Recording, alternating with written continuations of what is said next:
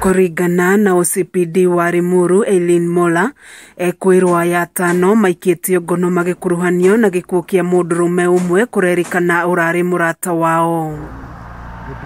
Mora augite mwiri wa mutigaire wonirwo ni aikari ituura-ini ria Karambaini mathaine ma kiroko uri na nguraro njuru cia kuhurwo na indo nduhu.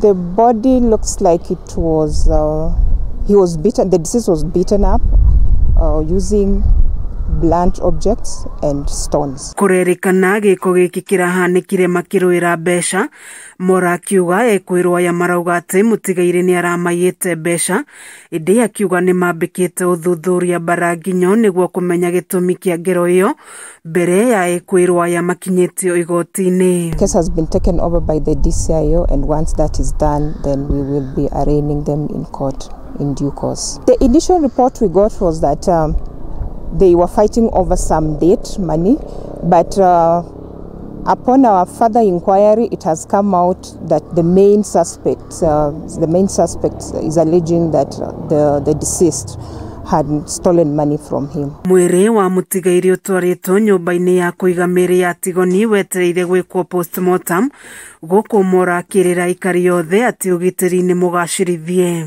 Sub-county is generally a calm and safe place. We never have a lot of incidents, crime incidents, other than the current one. Otherwise, it is a calm and secure and safe place. Kameme TV githie na mbere na gukuguriria maria maregarira kaunti-ini ya Kiambu njitagwo Wajiko. Hapo kuna suspect ama mwili.